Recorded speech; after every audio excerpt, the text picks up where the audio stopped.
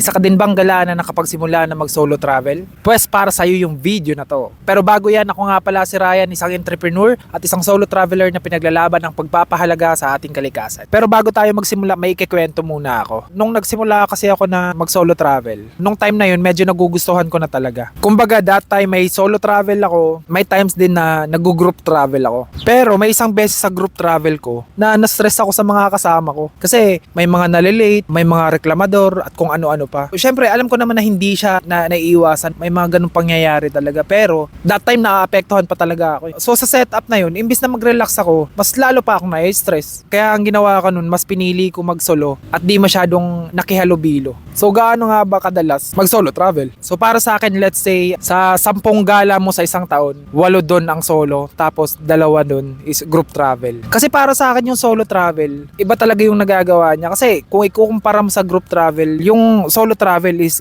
flexible yung time mo, may freedom ka, syempre yung personal growth mo, adventure. Kasi yung mga gusto kong gawin is hindi ko nagagawa pag may mga kasama akong hindi nagagawa yung ginagawa ko. So kailangan ko pa sila pilitin. At syempre yung privacy, tsaka yung peace of mind, yun talaga. Madalas pag group travel, yung pinaplano, yung mga inom, maiingay, ganun yung mga pag group travel. Pero when it comes to safety, syempre mas advantage talaga yung group travel. Kasi pag solo ka, wala. Kung ano mangyari sa'yo, wala. Kung nasa lugar ka ng napaka-remote, walang makakakita sa'yo if ever. Tapos syempre yung pangalawa, yung cost, mas magastos talaga pag nagso-solo travel ka. Pero depende pa rin yun, paano mo didiskartehan yun. Syempre yung planning, pag-organize ng gala. Kasi yung solo travel, ano siya madalas, awan ko lang sa iba, pero pag solo travel, parang napaka-spontaneous So kahit ano na lang yung madaanan, kasi yun yung nangyayari sa akin. Kasi pinapaniwalaan ko na yung pagso-solo travel ay hindi pagiging loner. Malaki yung pinagkaiba ng loner at pagiging independent. Ang kalaban kasi natin dito ay yung pag-label sa atin ng mga tao na kung ano-ano. Pero syempre, wala ka namang kailangan patunayan dun Kasi wala ka namang magagawa. Kumbaga sa mga bagay na yun, kung ano yung mga iniisip ng mga ibang tao, wala ka ng control dun. So, might as well, dapat i-control mo yung sarili mo kung paano ka mag-respond sa mga bagay na yun.